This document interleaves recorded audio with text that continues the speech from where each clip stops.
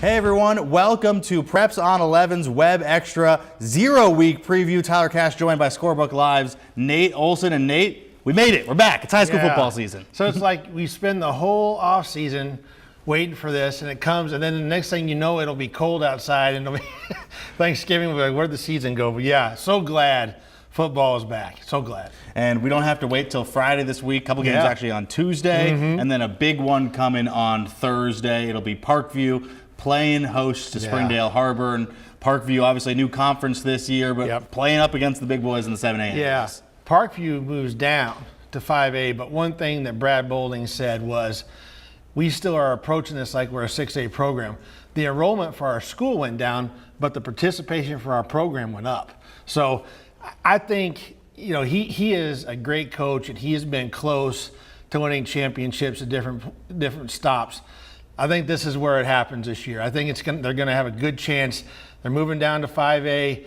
The skill level and talent that they have, I mean, this is going to be a program. We've already seen James Joyner and Trip White go to the SEC. Joyner's on the Hill. White's over at Ole Miss. You're going to keep seeing this. You're going to keep seeing this Division I caliber talent. Willie Eccles is a receiver, DB, that's getting recruited. There's a couple other DBs too. They're trying to plug some spots, you know, for Joyner and White, but by the end of the year, I think they're really going to be rolling, and their league is probably not as tough as what they saw last year, but this non-conference slate is going to be challenging. And in this game with Harbor, you know, Luke Buchanan's a really good quarterback. Harbor, a lot of people don't know in this area, they were good for a long time, you know, being up there. And with Coach Wood, have had a couple of off years with injuries. I think they feel like they could be the dark horse of the West because it's kind of open. I don't think that Bentonville is a juggernaut like they've been. So they feel like if they stay healthy, Luke Buchanan is about as good a quarterback as you're going to find in that area up there, threw for about 2,000 yards, and Hudson Brewer is a running back that's very good. If they can get some good stops on defense, I think they feel good about their offense this year.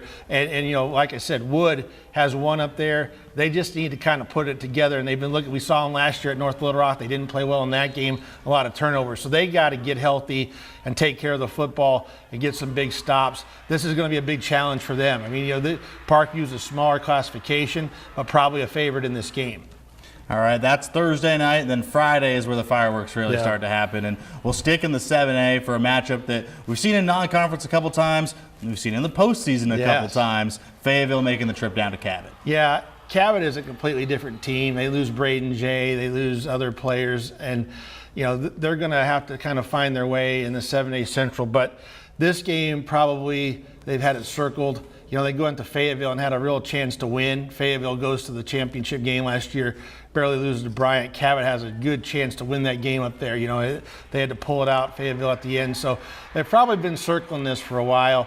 It should be a good game, and Fayetteville is breaking in. You know, they lose Isaiah Satenia, they lose Bladen Fike, so Drake Lindsay, a name that a lot of people on the Hill have heard. His grandfather was a pretty good running back at Arkansas, and he's had some brothers that have been good. Drake Lindsay, 6'4", good-looking quarterback. They hope they can plug and play him in. And then Brooks Yurachek, Hunter's Yurachek, the AD at Arkansas's son, is a real good linebacker. So they lost some guys, but they do have some talent. I think that they can win the championship again, but they're going to have some kids emerge, and they're looking for that here in the non-conference season to see who is going to take on some of those roles that have been vacated by some of those stars. Then our showcase game of the week, the game that we'll be at Friday night. It's one, again, that we've seen now in the non-conference before. Both teams coming off state titles, both teams moving up in classifications. It's Pulaski Academy and Joe T. Robinson. PA really is something else because, you know, their enrollment is not as big, but, you know, because of the multiplier, they keep playing up. And, you know, they're at 6A, and you've these different publications that are picking them to win a state championship, and it's really unbelievable. But I talked to Anthony Lucas. He said we're taking an underdog mentality this year, and I kind of looked like, really? Is that what I really liked the way you rewound that tape on that package. That was really good. But yeah, they have to say that, but the media, you know, a lot of us are picking them to go to a championship. I think them and Greenwood would be a very fun championship. That's happened before a few years ago, I think at the 5A level. But they've got some work to do to get there. You know, they're filling some holes too. Kel Busby at quarterback. It seems like, you know, they can every year they lose somebody, they can put somebody in there. Charlie Pfizer, very good. He's at SMU. But Kel Busby, a high-level baseball player. Everything I've heard, he's done well in the summer. I watched some clips of him in the Bryant game. First couple drives, he really carved him up. And so I think that he's going to do a good job there. He's got Jalen McKinney at wide receiver, Kenny Jordan at running back. So he's got some guys around him. And I think they have one of the best lines led by Alan Thomason, who's a Division I prospect that they've had in a long time. And I think that's going to be the key for them in the 6A West, is that depth-wise, they may be hurt a little bit, but they're going to be size-wise bigger than what they have been probably, and maybe able to match up with some of the rugged play in that league with Greenwood and Lake Hamilton and Little Rock Christian. So PA, yeah, they're flying. And then Robinson, I think that Coach Escola thinks that by the end of the year that they'll kind of peak. He might be shortchanging them a little bit. They may be better than he thinks by like week 2 or 3. You know, they do have some holes to fill, but Quentin Murphy is a sophomore quarterback. He's such a great year as a freshman that he already has Power 5 offers. So this game's going to be fun to watch because you've got 2 quarterbacks that are coming in.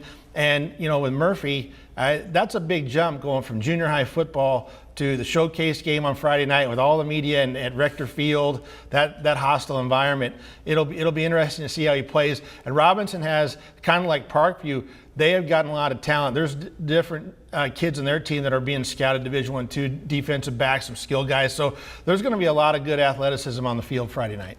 We've got, you know, just days and days worth of games. It's 0 week kicking off strong. That's Friday. And then Saturday, of course, the real sign that high school football is back, the Salt Bowl. Yes. We know the pomp will be there. We know the circumstance will be there. Will we finally get a good game? Yeah, I don't know. You know, Bryant, that's one thing we talk. I live in Saline County. One thing we talk about out there is, you know, Benton loses this game, but then has last year won 9 in a row. They've been to 2 state championships in the last couple of years. And last year they got upset by Marion, but they haven't let this game affect them. I know Brad Harris wants to win one of these. I think that some of the old timers around Benton, a lot of times they'll ask him, instead of, are you going to go to a championship, when are you going to win the Salt Bowl, or will it happen this year? So I think he would love it. Every year there's a little bit of a different storyline. This one is the quarterbacks.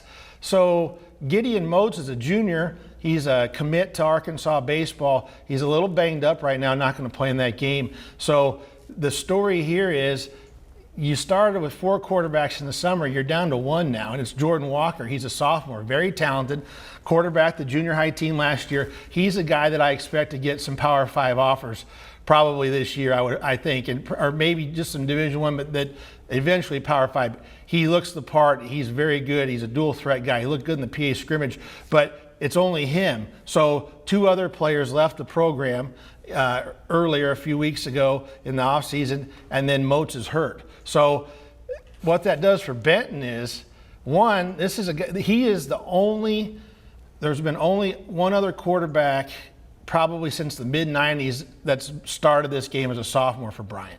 It's always been an upperclassman. So if you're Benton, you've got a pretty good defense. You're going to throw the kitchen sink at this kid and try to throw him off. And then, you know, if something was to happen to him, we really don't know at this point. Haven't talked to Buck James about this. Who's going to go in? It would essentially be your 5th string quarterback. So they are probably a little nervous about this, you know, just because you're starting a guy that's never played a varsity game, and then you don't know who your backup is. And things are going to be okay for them. I mean, I think, you know, they're going to have a great year. Everybody, us included, think they're going to be in the state championship, win a 5th championship. But this game could be a little challenging. Then on the other side, Benton, they're excited about Braylon Russell, the commit from Arkansas that transferred from Lakeside. And he could take their running game to an elite level. He's been hurt this summer, but he feels good now. Should be at 100%, they said today at the press conference. They've got a couple other running backs that are good, and they're trying to figure out their quarterback situation. They may play 3, they say. So the quarterbacks are really the story of this game, is like, who's going to be in there, and at least with Benton, you've got 3 to choose from. But Buck may have 1, and I don't know who will come in after that if they need him. All right, it's all shaping up to be a great 0 week, a great Salt Bowl, a great high school football season, and Nate's going to be here the whole distance with us previewing the top games each week, so be sure to keep an eye out for that. As for now, we'll see you guys out there Friday night.